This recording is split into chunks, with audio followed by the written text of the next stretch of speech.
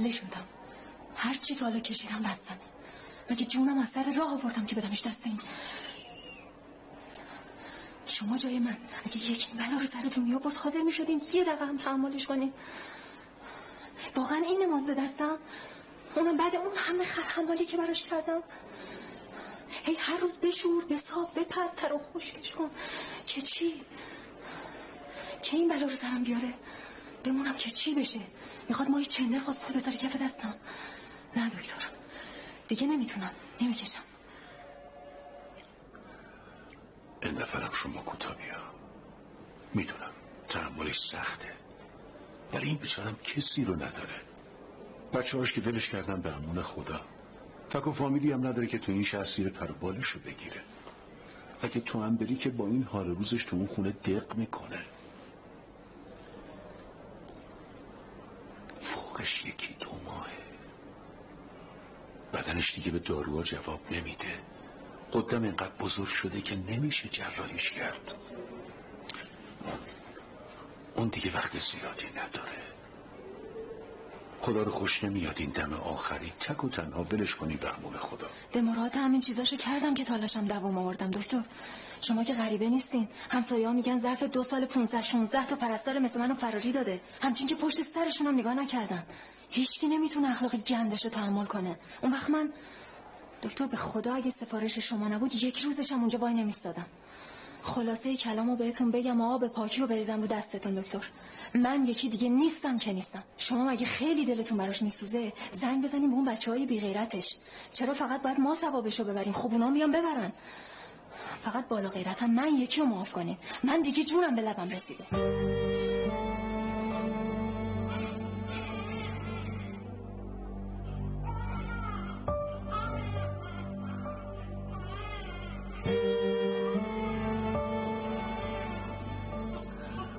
خیلی خوب، حالا یه لطفی کن ببرش خونه. اصلی خودم یه سری بهش میزنم ببینم چی کار میشه کرد.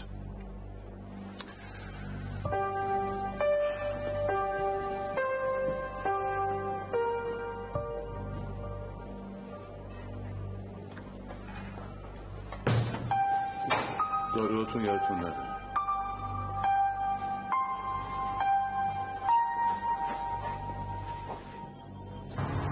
یواش برو، گفتم یواشتر برو. میدونم برای چی این کارا رو میکنی، ولی پول خوندی. شو به اون لاش خورا که میخوای منو گور به گور بکنی دنبال ارث میراثم هستی، اما خواب دیدی. تو هم واسطه‌شون هستی، من میدونم، خوب میدونم، اما باید بیان التماسم کنم، باید بیان جلوم زانو بزنن تو شاید من دلم به رحم بیاد و یه قدم بذارم تو کاسه گدایشون. یواش برو نفهم. مگه میخوای بری سر قبر بابا نمی‌کنی یا نه؟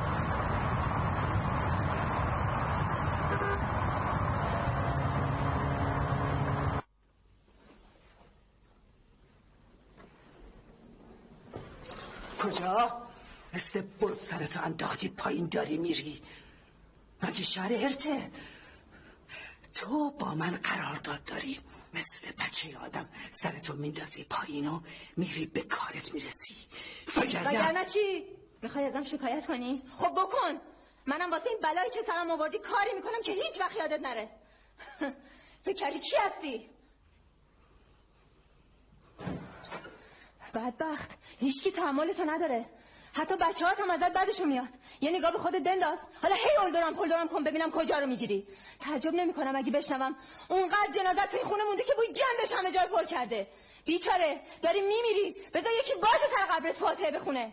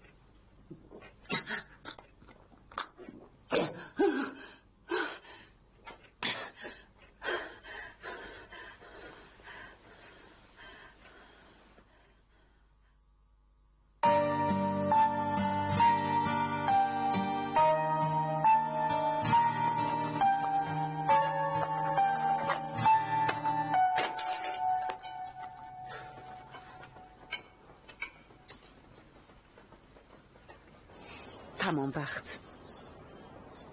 پنجشنبه و جمعه؟ نه، اگر یک روز باشه همون جمعه برای من مناسب تره.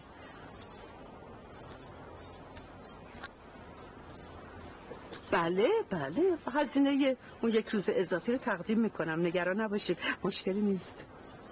فقط لطفاً مطمئن باشه. بله البته، ولی خب امروز روز میدونین دیگه آدم باید یکم بله همین شماره که رو دستگاهتون افتاده شماره منزله. افسانه نیازی هستم، یادش بفهمید. الهیه، کوچه 13، شماره 53. یک زنگ داره. ساعت 6. خوبه، فقط قید بفرمایید سر ساعت بیان، چون من به خوشقولی خیلی اهمیت میدم.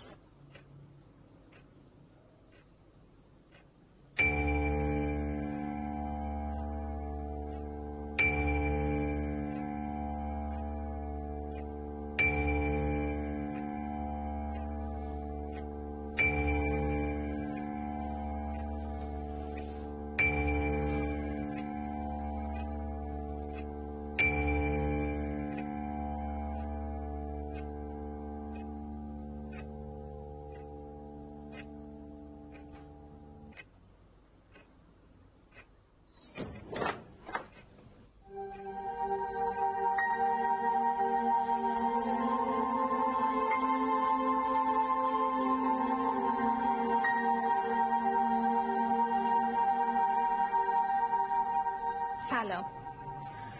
روز خیلی قشنگیه مگه نه؟ من که تا حالا روز به این خوبی نداشتم. شما رو نمیدونم.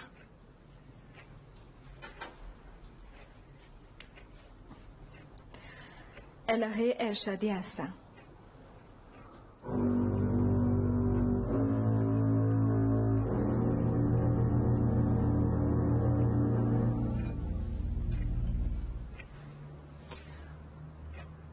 اجازه میدین؟ بشین. چه خونه دلباز و قشنگی دارین. آدم روحش تازه میشه. آقای صالحی گفتن، رئیس شرکتمون گفتن شما به یکی احتیاج دارین که تمام وقت پیشتون باشه، تمام کاراتونم انجام بده، زبر و زرنگم باشه. زرنگیش مهم نیست، تاکید کردم مطمئن باشه و وقت شناس. تو ظاهراً دومیشو داری، برخلاف اخلاقت که چنگی به دل نمیزنه. پر حرفم هستی، من از این اخلاق اصلا خوشم نمیاد. یه چیزی رو هم همین اول بگم که خوب تو گوشت فرو کنی. اگر ببینم یا بشنوم که با این همسایه های خال زنک من جور شده، کاسه کوزت رو به هم میزنم و وادارت میکنم که بری همون جایی که اومدی. شیرفهم شد؟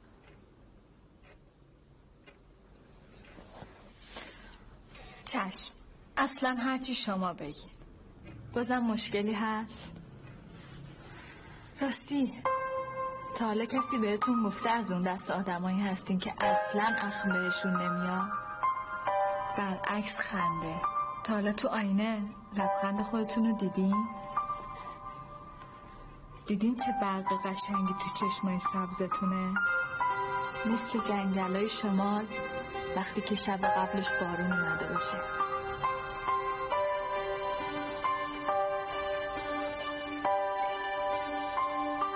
یه چیز دیگرم باید بهت بگم. وقتی استراحت هیچ وقت مزاحم من نشو، هیچ وقت. وقتی هم صدات میکنم فوری حاضر شو، چون اصلا دلم نمیخواد یه حرفی رو دوباره تکرار کنم.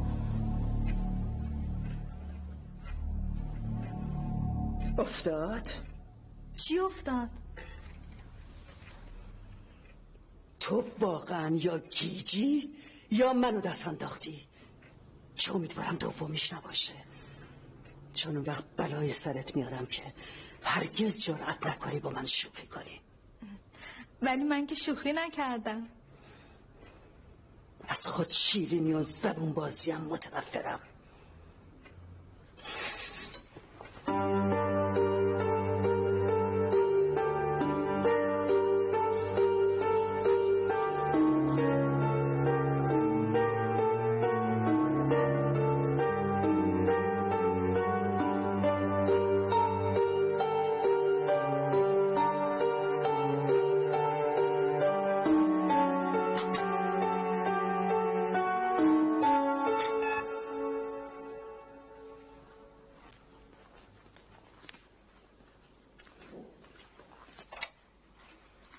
بله؟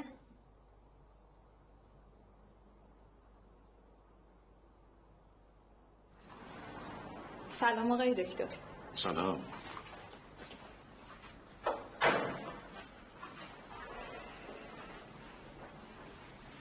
شما باید پرستار جدیدش باشین، نه؟ بله، خواهش میکنم بفرمایید بشین.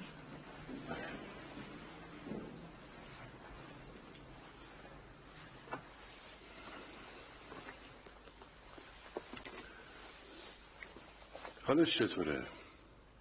بیماری شدید نشده؟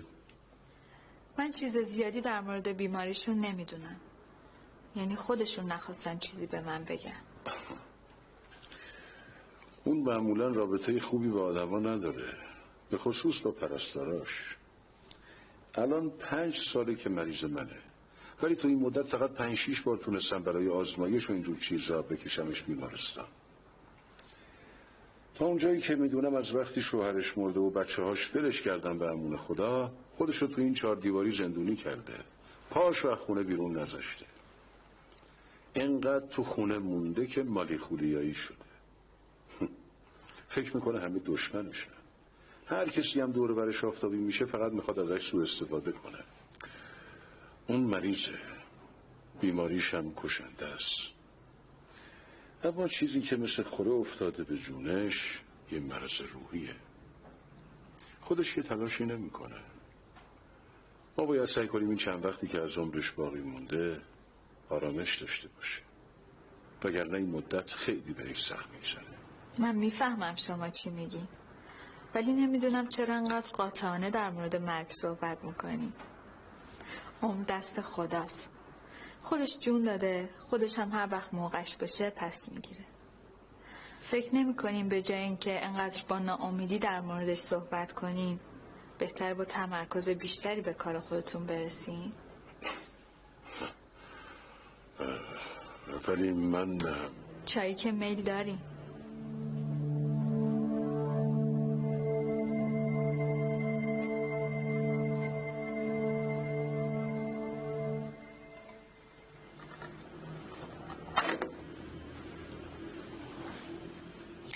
بفرمایید تا یخ نکرده. خانم نیازی کجا؟ خوابن، ولی تا شما چایتون رو بخورین من میرم بیدارشون میکنم.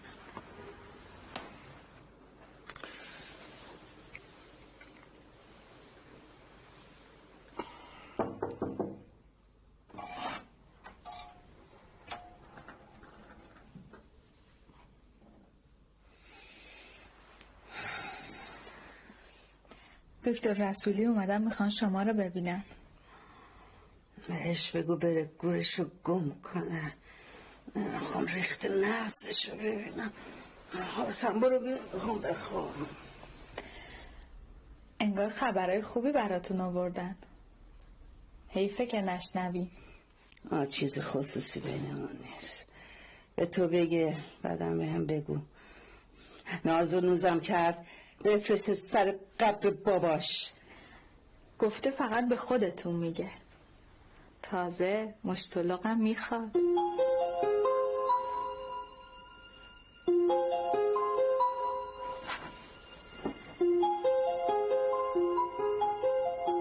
از من گفتم بود.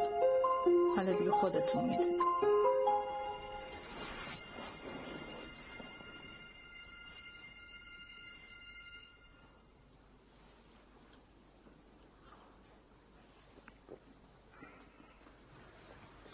دارن حاضر میشن. الان میان خدمتتون. باورم نمیشه. به این زودی؟ چطوری رازیش کردین؟ بالاخره هر کسی یه لمی داره.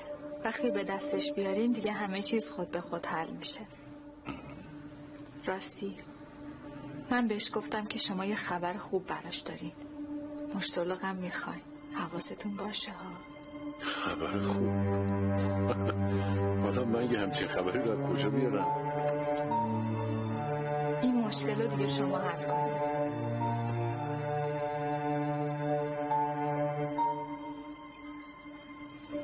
من میرم یه چایی دیگه براتون بیارم.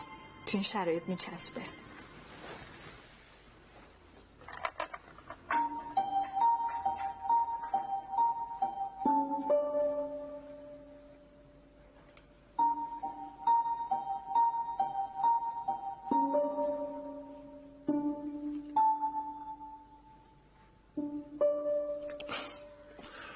خب چه خبر خانم نیازی؟ حال احوالتون؟ به کوری چشم اونایی که نمیتونن ببینن الحمدلله سر و مرو گنده. خب خانم نیازی من که غیر از سلامتی شما چیزی نمیخوام. با ما دیگه چرا؟ خدا از ته دلت بشنوه. خبر رو بگو شر تو کم کن. خبر خب چطوری بگم؟ راستش رو بخواین دیشب با علی تلفنی صحبت کردم. علی من؟ خب چی میگفت؟ درباره اومدنش حرف زد. میگفتی به من یه زنگ بزنه من برای اومدنش تدارک ببینم. نه حرفی از اومدن که نزد. فقط گفتش که دکترای اونجا با نظر ما موافقن. ببینید خانم نیازی شما پاهات هیچ مشکلی نداره. فقط تلقین اون بس. با یکم تلاش و تقویت ماهیچه ها میتونی بدون اون ویلچر با پاهای خودت راه بری. باور کنین و جدی بهت میگم. از مرجان چیزی نگفت؟ مرجان چرا اتفاقا گفتش که تو یکی از بهترین کالجای اونجا داره درسشو ادامه میده. اتفاقا شاگرد اول دانشکده‌شون هم هست. آره میدونستم. هیچ کدومشون از اومدن حرف نزدن. اونا دیگه منو دوست ندارن. اونا منو فراموش کردن. پس من چرا نمیتونم فراموششون کنم؟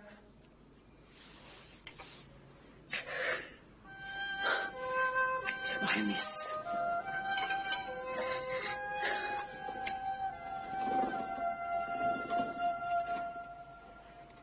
ممنون که اومدی دکتر. یادت نره چی گفتم خانم نیازی. خودت باید بخوای تا از روی اون صندلی بلند شی. فقط خودت.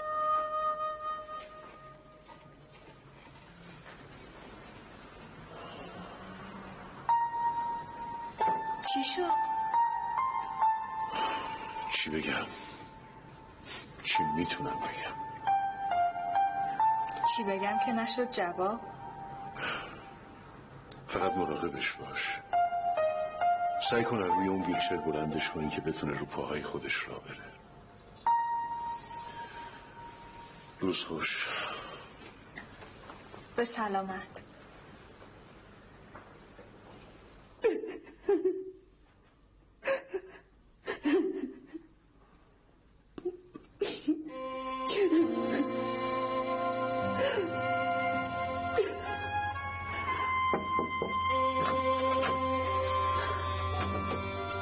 افسر جون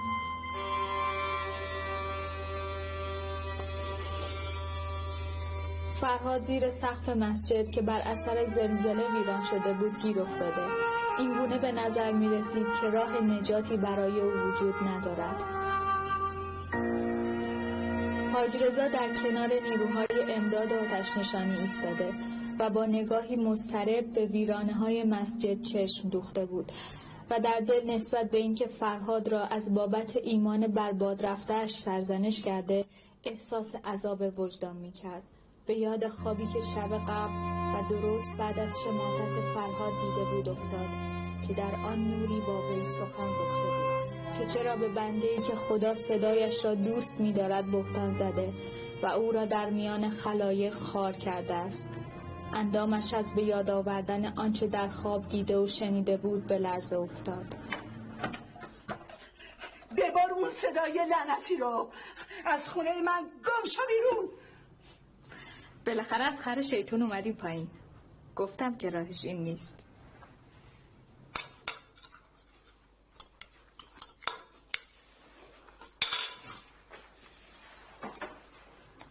غذاتون تا ته بخورین وگرنه مجبور میشم به دکتر رسولی زنگ بزنم. من خونم میبرتتون بیمارستان تا راحت تر ازتون مواظبت بکنم. میدونم که همچینم از بیمارستان خوشتون نمیاد. به هر حال من گفتم دیگه خودتون میدونید.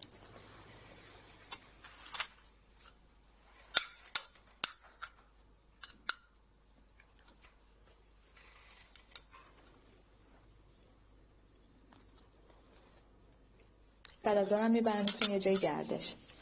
نه اونو نداره. خوردن و گردش جزو دستورای دکتر رسولیه. خب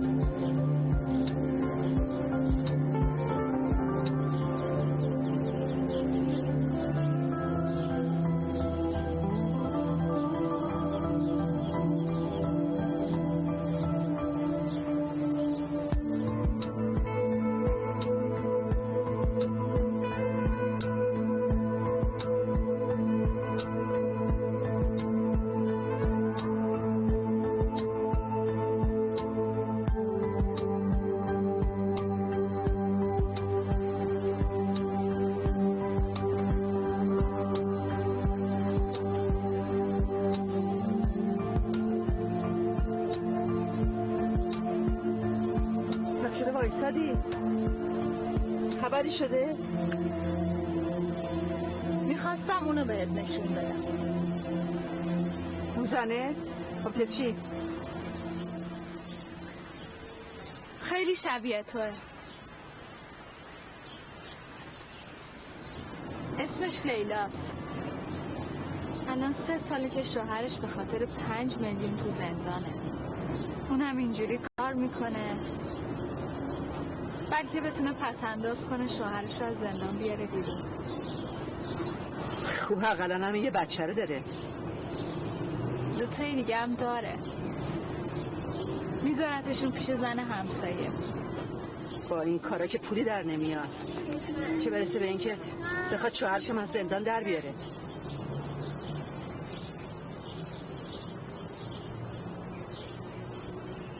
تو اینا رو از کجا میدونی؟ نکنه طرف فامیلته؟ نه، من کسی رو اینجا ندارم.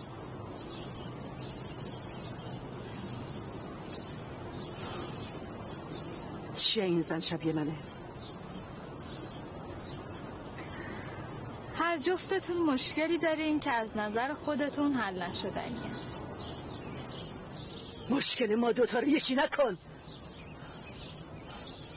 اون با 5 تومن مشکلش حل میشه و میتونه شوهرش از زندان بیاره بیرون، ولی من نه. 100 برابر این پولام نمیتونم جلوی مردنمو بگیرم، نمیتونم کاری کنم که این آخر عمری بچه هم بیشم باشن. از کجا این دوتا شبیه همه؟ اما نظر اون با تو خیلی فرق میکنه. برای تو 5 میلیون چیزی نیست. خودت همین الان گفتی با خیلی از این کارا نمیتونه شوهرش از زندان آزاد کنه. پس میبینی مشکلی که برای تو چیزی نیست برای اون حل نشدنی. من که نمیتونم با تو بحث کنم. فرام کن بابا.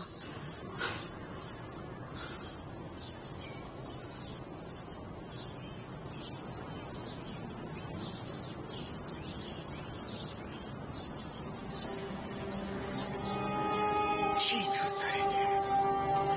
شاید ندونی، اما این دنیا با همه بیدر و پیکریش یه قانونای نانوشته‌ای داره که اگه اونا رو قبول داشته باشی همیشه برنده ای. منظور؟ از هر دست بدی از همون دست پس میگیری. اینو که قبول داری؟ بس بگی از همون دست پس بگیری.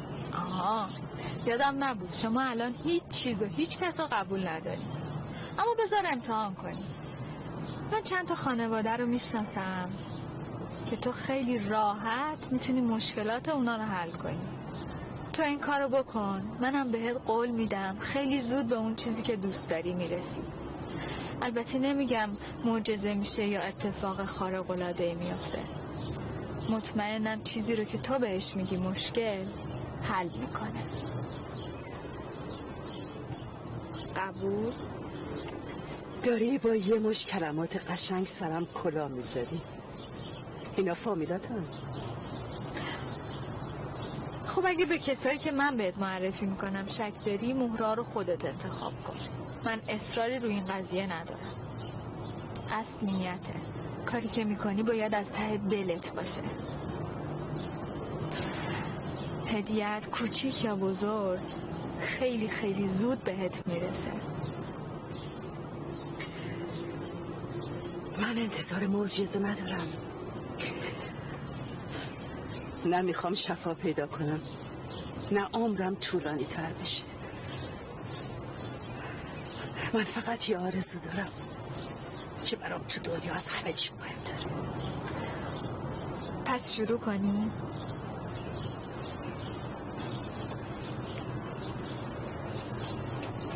حالا ببینیم چی میشه.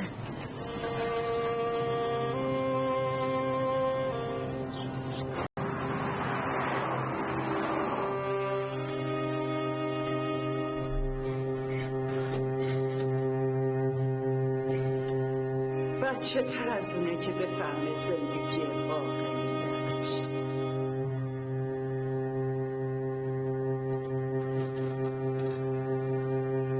مثل اون موقعای خودم کلش داغه و با دنیا سر جنگ داره و میخواد همه چی رو عوض کنه. تو هیچی رو نمیتونی عوض کنی دختر، هیچی. میشنوی؟ از بی خود وقت تو برای این چیزا طرف نکن.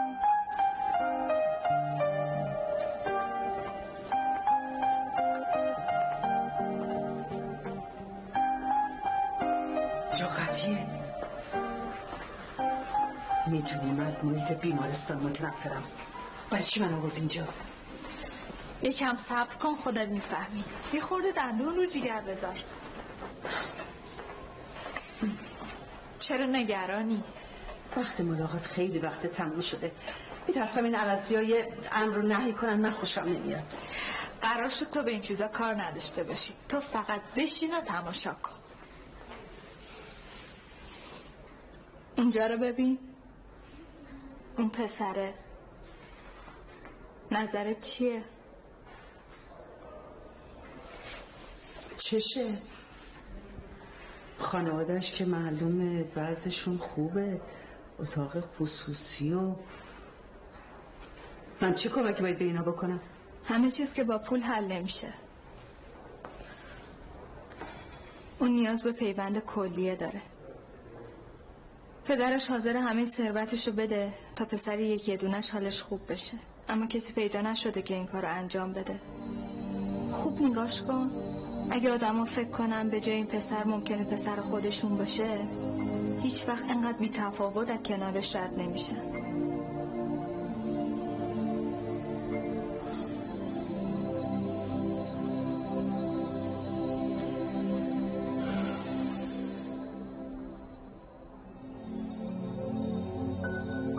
چرا اینطوری به من نگاه میکنی؟ نکنه توقع داری من کلیه‌هامو بدم و آخر عمری ذلیل و علیل بشینم رو به آسمون؟ یه چیزی تو این مایه ها، ولی نه به این غلظت. خب پس تو هم منتظر اینی که من بمیرم؟ آره؟ به این زودی نه. خب پس کی بود که میدونم شعار میداد که مرگ دست خدا و سو نمیدونم از این حرفا؟ منظورم اینه که اگه همه آدما قبل از مردنشون اعضای بدنشون رو اهدا کنن، میدونی چند تا آدم دم مرگ میتونن به زندگی برگردن؟ دل چند تا خانواده شاد میشه. اما بیشتر آدما انقدر خودخواهن که حاضرن بدنشون توی گور بپوسه، ولی کسی از اونا بعد از اون استفاده نکنه.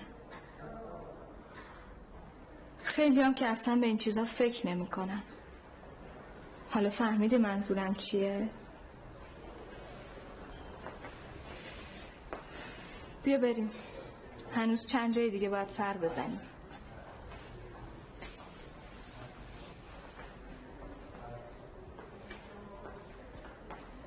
آقا خواهش میکنم، استدا میکنم بچه‌مو بستری کنی. سوژه بعدی اینه. دووم نمیاره.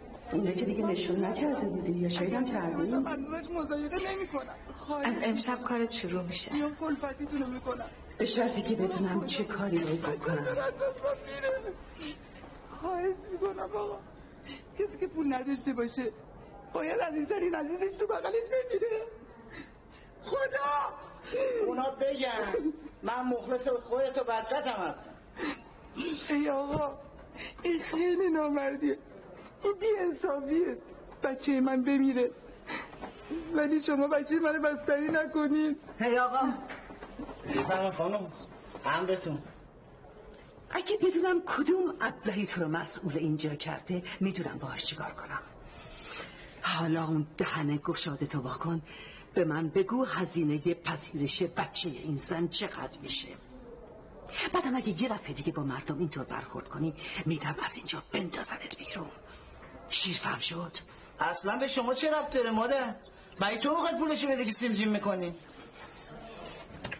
اولا من مادر تو نیستم، از این بابت از خداوند سپاس گذارم. دوما بله من پولشو میدم، تو وظیفت انجام بده.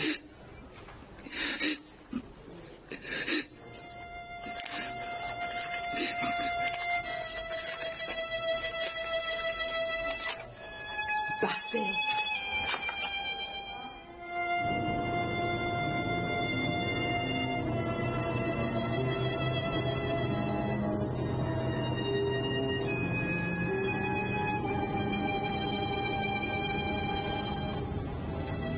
به چی فکر میکنی؟ چیز مهمی نیست. بذار حدس بزنم. داری به اون خانومه و بچهش فکر میکنی نه؟ به این که چرا بعضی انقدر مادی میشن که حتی جون آدم ها رو معامله میکنن. غیر از اینه؟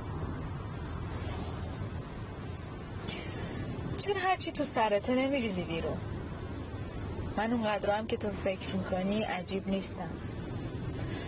فقط یه خورده بیشتر از بقیه به آدمای دور و برم دقیق میشم. همین.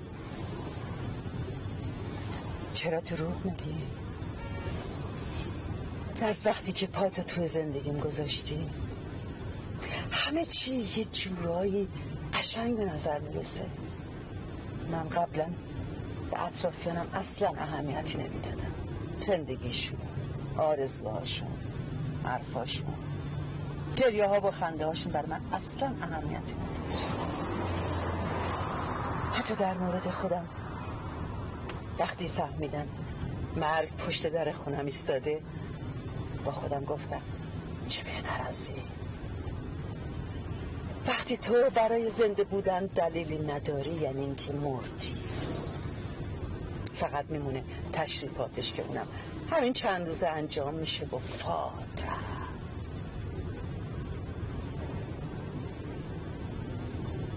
ولی حالا امشب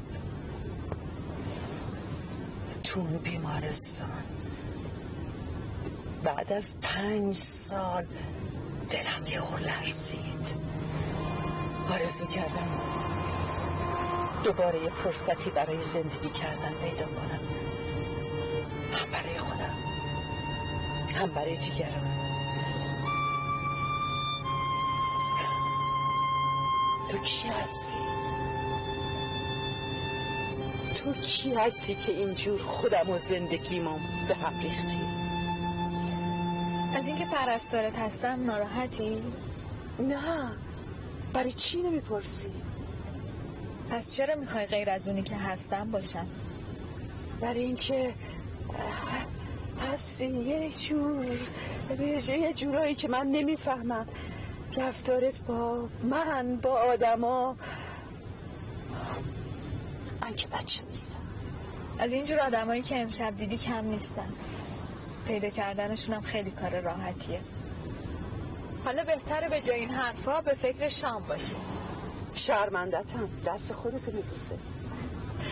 پس بریم تا از دهن نیفتاده.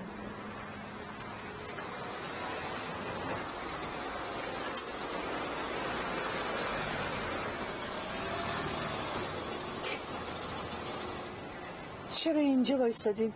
مگه قرار نبود بریم شام بخوریم؟ چرا؟ میریم اینجا شام میخوریم.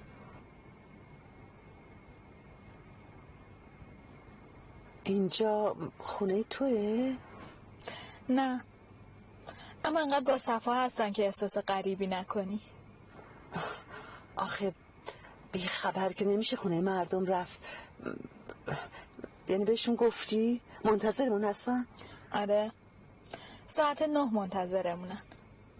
الانم ساعت 9. نمیدونم چی بگم. میرم ویلچرتو بیارم. دست درد نکن، هرچی تو بگی. سلام، خوش اومدین. بفرمایید. خوشبول مثل همیشه. ایشون خانم نیازی هستن که تعریفشونو کرده بودن. باعث زحمتتون شدیم، ببخشید. خواهش میکنم نفرمایید تو رو خدا. اینقدر الهه جون از شما تعریف کردن، خیلی دلم خواست شما رو نزدیک ببینم، شام در خدمتتون باشیم. مامان ای با شرمندم، اینقدر که ذوق زده شدم، ببخشید شما دم معطل کردم. بفرمایید بفرمایید، خواهش میکنم. خیلی خوش اومدین. خوشحالم که بهتون خوش گذشت. خیلی خانواده با محبتی بودن. مادر و دختر کپی هم. اصلا انگار نه انگار که دفعه اول منو میبینن. دیدی چقدر محبت کردن؟ هر کی میدید فکر میگه من سالهاست با اینا رفت آمد دارم. زهره خانم زن با محبتیه، دخترش هم به خودش رفته. ولی خیلی بده که عروسی دخترش رو عقب میندازه. فکر کنم این دفعه رو خودتون تا تش خوندین. آره، وقتی صحبت جهیزیه شد رنگ به رنگ شد. وقتی گفت گذاشتم انباری فهمیدم که مشکل داره. خیلی دلم میخواد بهشون کمک کنم ولی نمیدونم چطوری. اینایی که با سیلی صورتشون سرخ میکنن انقدر عزت نفس دارن که به سختی کمک کسی رو قبول میکنن. بالاخره هر کاری یه راهی داره. من تو این چند روز آینده یه جهاز خیلی خوب براش تدارک میبینم، ولی راضی کردنشون با خودت، چون من اصلا از این کارا بلد نیستم. بعدم تو بیشتر میشناسیشون، رگ خوابشون دستته. من میترسم یه چیزی بگم بهشون بر بخوره. باشه، هر چی تو بگی. اوه چه عجب، دختر خانم بالاخره یه حرف ما رو تایید کردن. پس معلومه دارین پیشرفت میکنین. تو زیاد بد کنی ها، فردا کلی کار داریم. اگه بعد خواب بشم صبح میزنم زیر همه چی و فاتحه. باشه، شب بخیر. خوب بخوابی دختر. ممنون.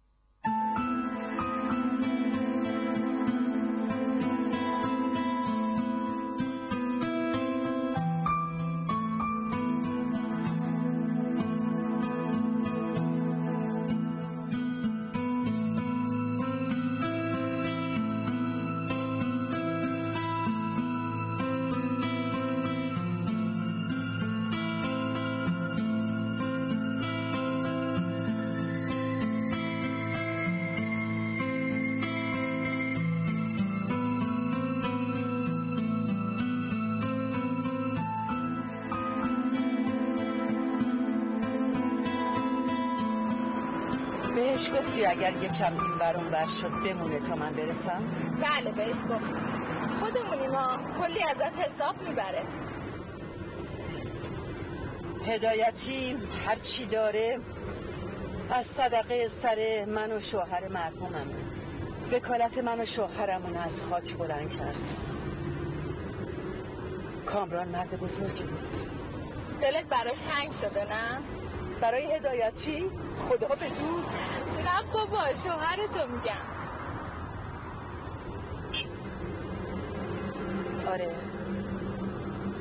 خیلی احساس تنهایی میکنه، جاش خیلی خالیه. وقتی مرد روح منم باش مرد. تا مدتی مثل مرده متحرک شده بودم.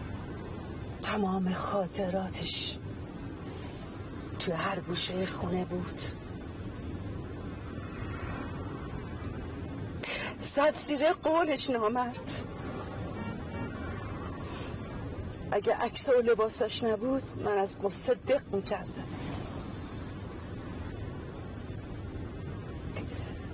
پیرنشو میگرفتم تو بغلم، اینقدر بو میکردم تا خوابم نبود. نه اینکه فکر کنی فقط من اینطوری بودم، اونم عاشق من بود. باید یه کارایی میکرد. یه رفت برای که ثابت کنه عاشقمه تو چله زمستون پرید تو استخر.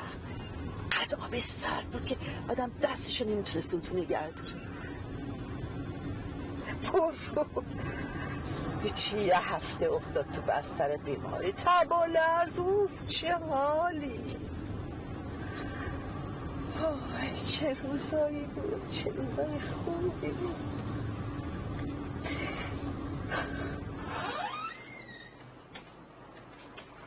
به خانم نیازی. آفتاب از کدوم ور در آمده که خانم نیازی خودشون تشریف آوردن اینجا. واقعا منت سر ما گذاشتید. میدونید راستش خیلی دلتنگتون بودم. زبون بازی و پرچونگی بسته وکیل. مدتی بود از شرت راحت بودم. ولی باز کارم گیر کرد، مجبورم ریخته نفستو تحمل کنم. باید ظرف همین 1-2 روز آزاد بشه و برگرده پیش زن و بچهش. قول الکی و وعده سرخرمنم قبول نمی کنم. حله، مشکلی نیست.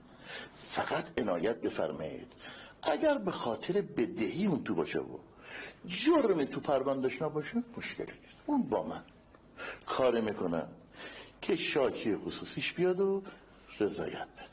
وقتی بیاد شکایت رو پرونده برداره خب حل دیگه. میدونم تو از پس این کارای سبک برمیای. یه موقعی حمل بر فضولی نباشه. میخوام ازتون بخوام اگه میشه یه مقدار بیشتر راجب این آدمی که تو زندانه بیشتر برام تعریف کنید. خب که چی؟ برای من وکیل بازی در نیار وکیل. من که همه چیزو بهتون گفتم، دیگه نمیدونم چی باید بگم که به دردتون بخوره. من منظورم به شما نبود خانم ارشد. من جوابمو از خانم نیازی میخوام. راستش اینه که من تعجب میکنم. جون شما میگم ما مستم خیلی جالبه یه خانم با شخصیت مثل شما، یعنی خانم نیازی، آشنا با یه آدم چل. نه بگذاریم. جداً برات عجیبه؟ چرا؟ من که تا اون جایی که یادمه همیشه دوره برم تو فیلیایی مثل تو بودن. حالا اگه برات تازگی داره نمیفهمم چرا. راستی خانم نیازی، دیروز دخترتون مرجان تلفن کرد. منتظر خبرت هستم. بی خبرتون نمیذارم خانم نیازی.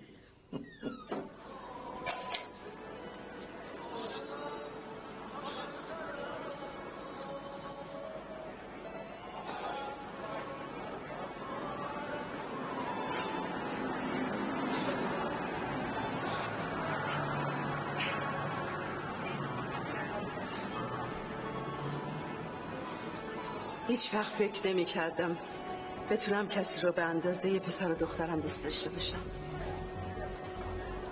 تو کاری کردی که حتی بچه هم برام نکردن. من فقط وظیفه‌مو انجام دادم، همین. نه،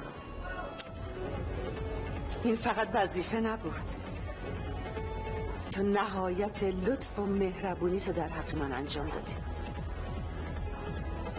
کمکم کردی زندگی رو باور کنم، زنده بودن و زندگی کردن، دوباره دوست داشتن آدم ها رو تجربه کنم.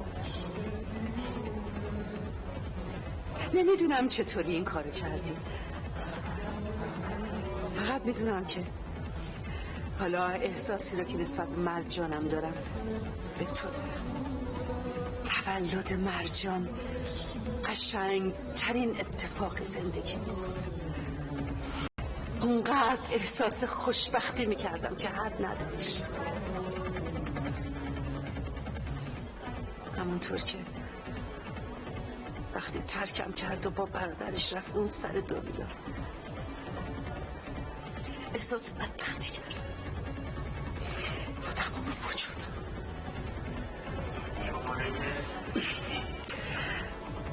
وقتی شوهرم مرد بهشون هیچی نگفتم، چون نمیخواستم بیان اینجا. فکر کردم اگه بیان دلم راضی نمیشه که دوباره برم. میخواستم مادری نباشم که جلوی موفقیت بچه هاشو میگیره. ولی حالا که به جایی رسیدن فکر میکنم حق داشته باشم که بخوام حداقل روز مادر رو کنارم باشم. من کادوهاشون رو نمیخوام، نه میخوام پیشم باشم، کنارم باشم. فکر میکنی این خودخواهیه؟ نه اصلا. من مطمئنم دل اونا هم برات تنگ شده.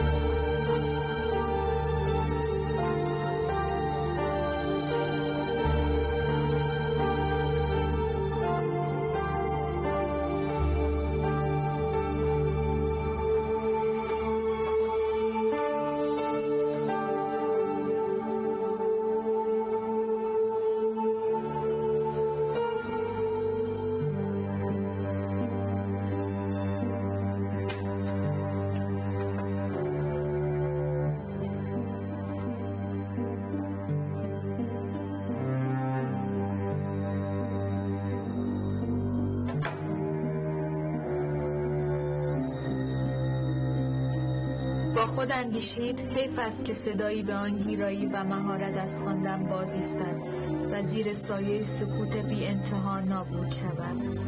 زیر لب زمزمه کرد بدون صدای فرهاد سکوت این دخمه چقدر تحمل ناپذیر است. صدایی به آن زیبایی، صدایی به سرکشی روح انسان که به تنومندی سردی صحیح میمانست و گستردگیش همگان را مسحور خود میساخت.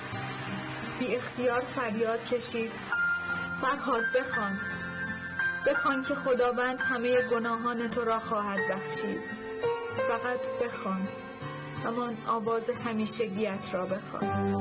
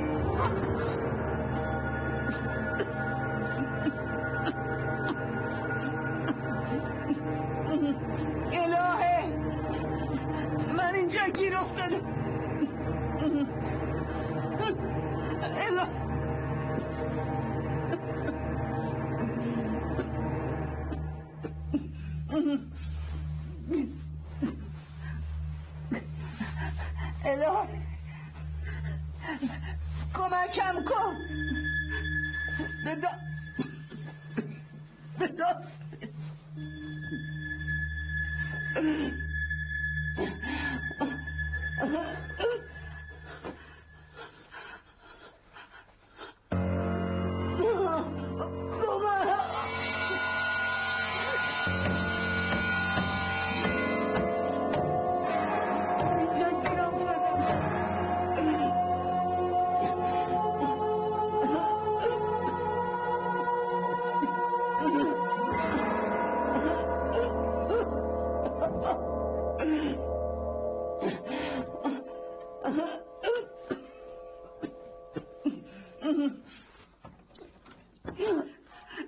من اینجا گیر افتادم، نجاتم بده. الا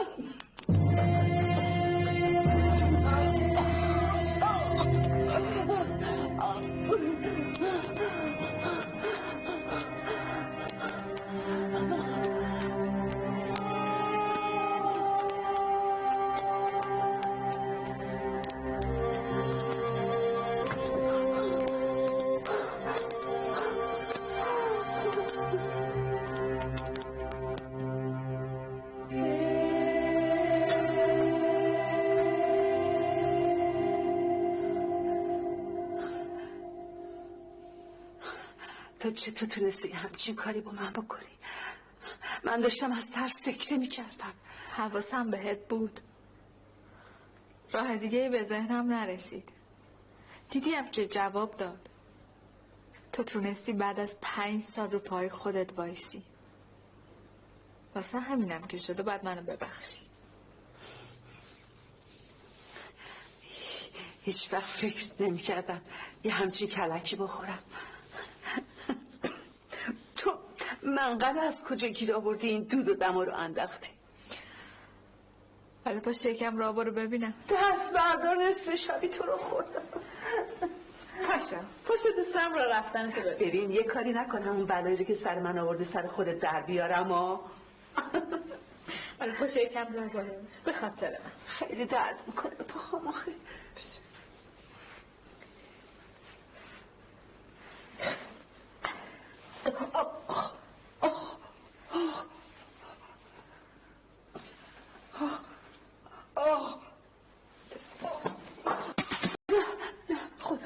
خدا دیگه خدا.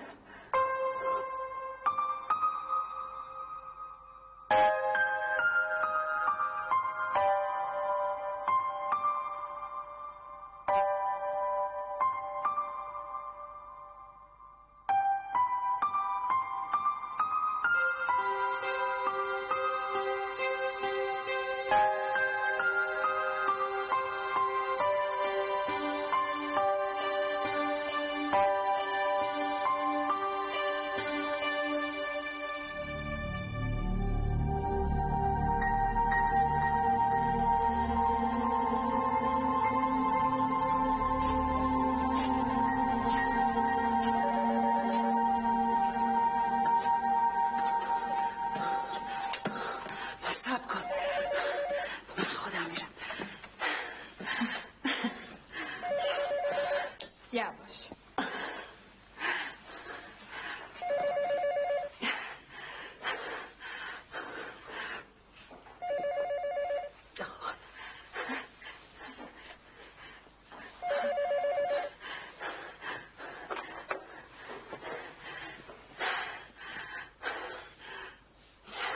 بفرمایید. حالا رئیس ما چطوره؟ از احوال پرسیای شما. با هر بدبختی بود از زندان آزادش کردم. جدا؟ چه سری؟ ناامیدتون گفتم نمی کنم. حالا راضی شدی؟ ببین هرچی باشه شما بزرگ مایی، دوستتون داریم خانم نیازی، بالاخره به جای مادر مایی. برو تا کاری نکردم از زندگی کردن پشیمون بشی. غلط کردم. خوب شد؟ آها کار خوبی کردی. خدا حافظ. خانم نیازی یه خبری ای بابا چه سوپ قهر میکنه.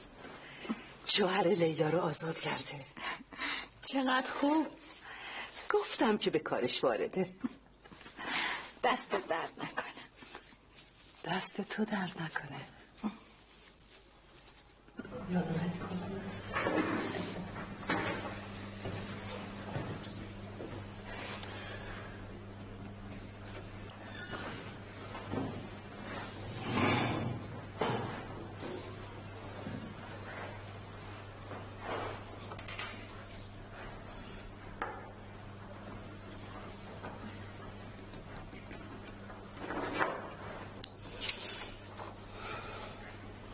بفرمایید.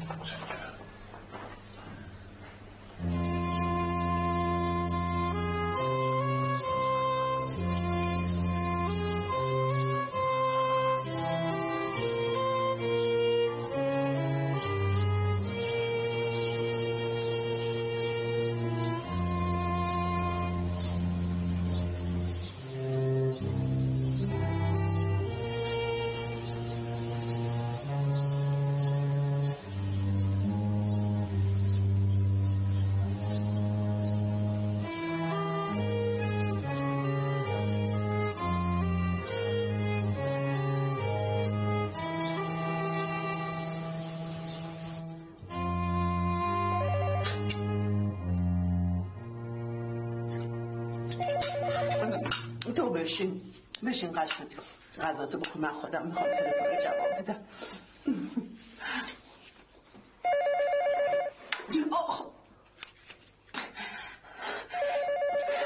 با وجودی که استخونم انقدر درد میکنه اما دلم میخواد همش را برم.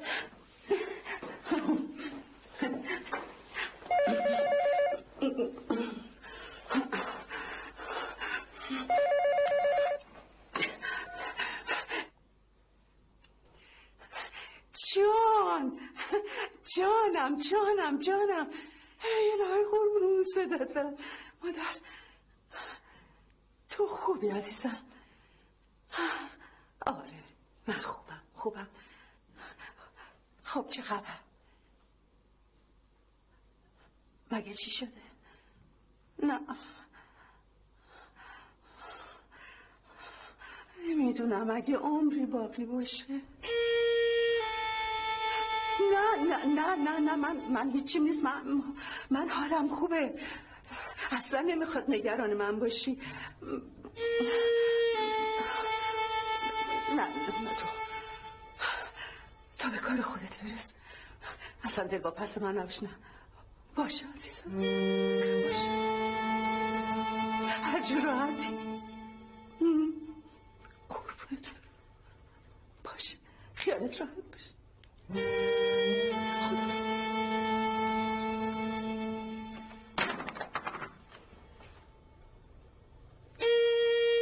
افسانه جون این انصاف نیست.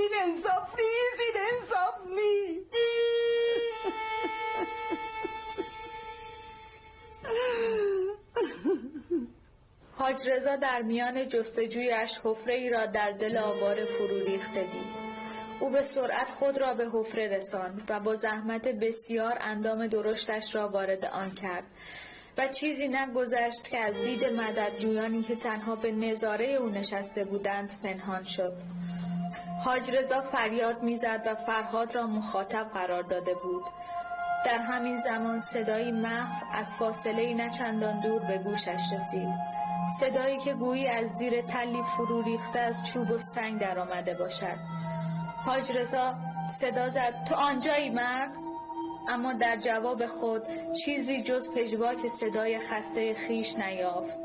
ناامیدی در دل وی راه جسته بود و کم کم داشت او را از جستجوی بیشتر منصرف می‌کرد که ناگهان صدایی از چند متری خود شنید. کدام جهنمی بودی؟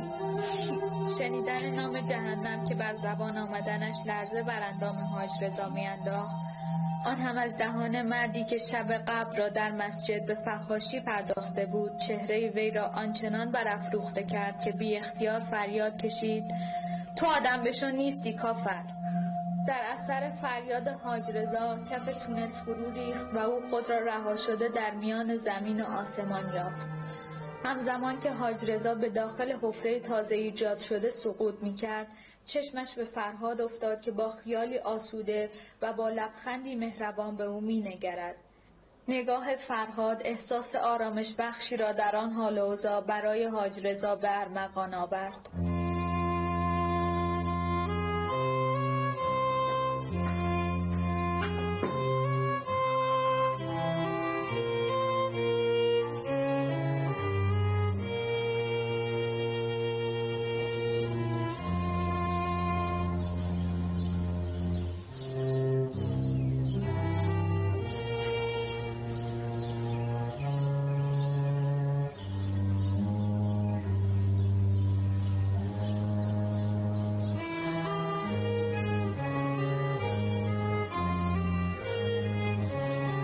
من فکر میکردم بعد از اون همه کارهای خوبی که تو گفتی و من انجام دادم، خدای تو هم آرزوی منو برآورده میکنه، ولی هیچ اتفاقی نیفتاد. من همه اون کارا رو کردم که بچه‌هام پیشم باشن، ولی اونم سرم کلا گذاشت. خدا سر هیچ کس کلا نمیذاره. اون به بندهاش بیشتر از حقشون میبخشه که کمتر نه. تو چرا به جای اینکه انقدر منفی بافی کنی به این فکر نمی کنی که عذابی رو که تو این 5 سال کشیدی به خاطر گناهیه که نباید مرتکب میشدی و شدی؟ من منکر کارهای خوبی که کردی نیستم، ارزششون هم میدونم، اما هنوز یه کار دیگه مونده که تا انجام ندی بازی رو که شروع کردی تموم نمیشه. کاری که از همه کارهای دیگه مهمتره. یه کار دیگه؟ چی هست؟ وقتش که برسه خودم بهت میگم. نگفتی کجا داری میری؟ مگه نمیخواستی بازیمون رو تموم کنیم تا دور به تو هم برسه؟ این دفعه باید به کی کمک کنی؟ خودت چی فکر میکنی؟ راستش در این مورد فکرم به هیچ جا نمیرسه، ولی دارم از یه چیز مطمئن میشم، اونم که همیشه یکی باقی میمونه، همیشه یکی دیگه هست. اون که معلومه تمومی نداره، تا وقتی که همه آدما یاد بگیرن که به همدیگه کمک کنن و از زیرش تفره نرن. اونی که این دفعه باید بهش کمک کنیم خود تویی. من؟ مگه آرزو نداشتی که بچه‌هات بیان پیشت و دلتو به دست بیارن؟ تو هم باید دلشو به دست بیاری. دل کیو؟ مادرت. مادرم؟ نه، مادرم نه. تمام بلاهایی که سرم اومده زیر سر اونه. اون مقصره. رفتن بچه ها، مرگ شوهرم. اگه اون روز اصرار نمی کرد که ببرتش دکتر، هیچ وقت اون تصادف پیش نمی آمد. هیچ وقت. نه، همه تقصیر کردن مادرمه. تو هم همه چیز اون ازش گرفتی. من چی کارش کردم؟ وقتی مادرتو گذاشتی خانه سالمندان و هیچ وقت بهش سر نزدی، اونو داغونش کردی. تو همه چیز اون بودی. حتی اگرم حق با تو باشه، الان دیگه حسابتون با هم صاف شده.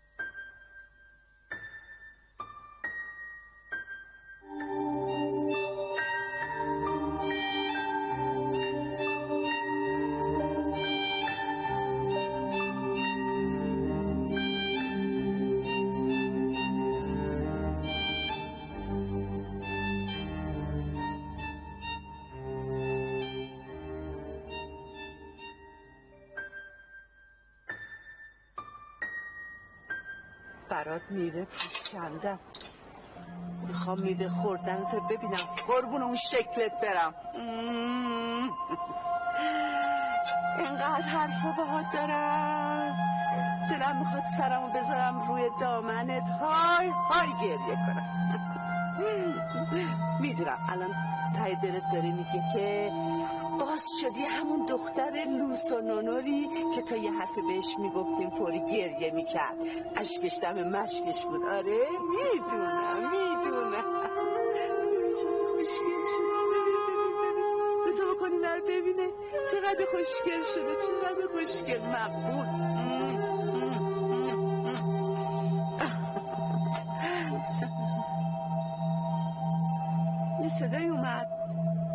خبره؟ میرم ببینم.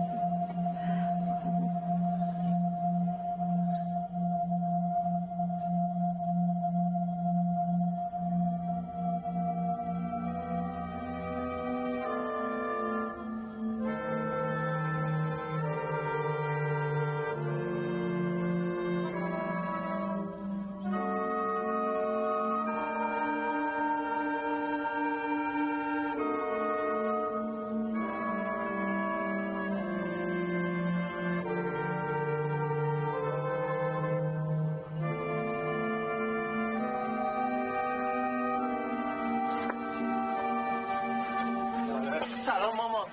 سلام.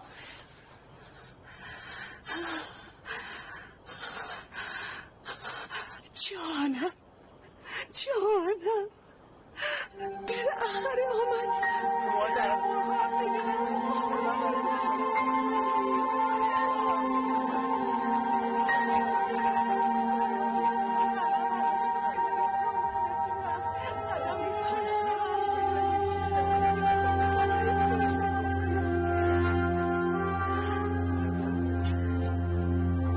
خوبی شما؟ خوب. خیلی دلم براتون تنگ شده بود. البته خب بچه‌ها که بودن، ولی هدایت در جریان بود. گفت بهتون نگیم تا سورپرایز بشین. اون تمام این سالا سعی کرده لج منو در بیاره. بنده خدا وقتی دید ناراحت شدین میخواست بهتون بگه، ولی شما گوشی رو روش قطع کردین. گفتم که اخلاقش اینه، ولش کنی.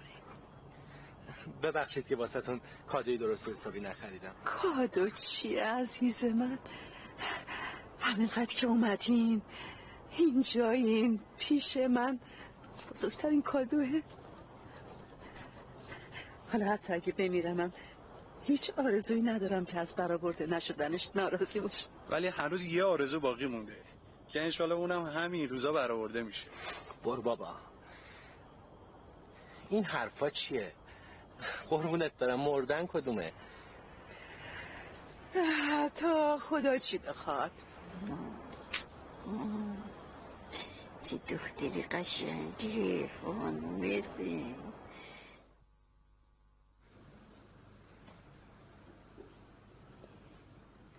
الهه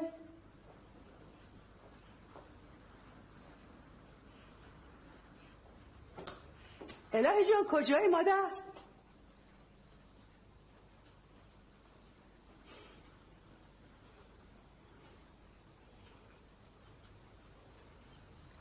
الهه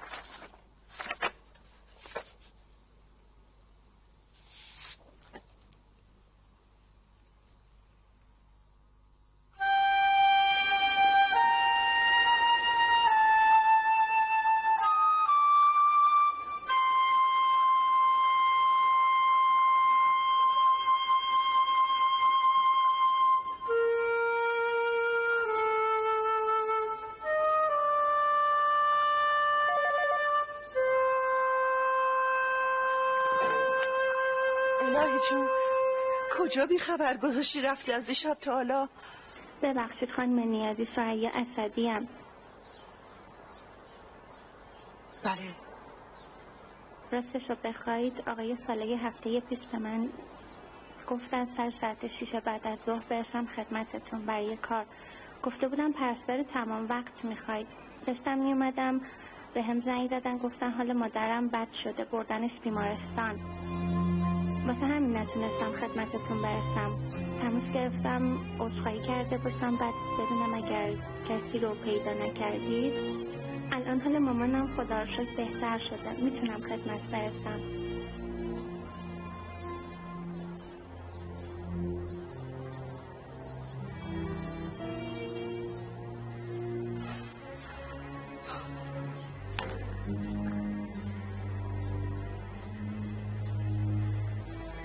راستی چیه مامان؟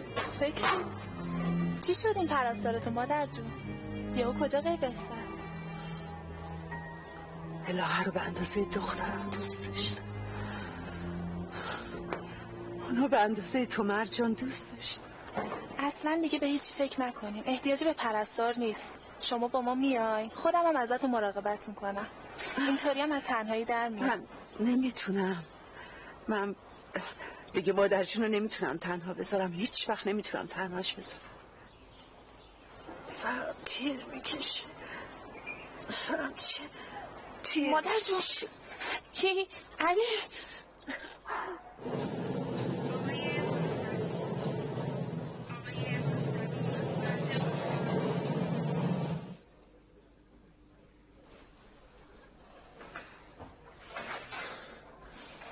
آقای دکتر حالشون خوبه؟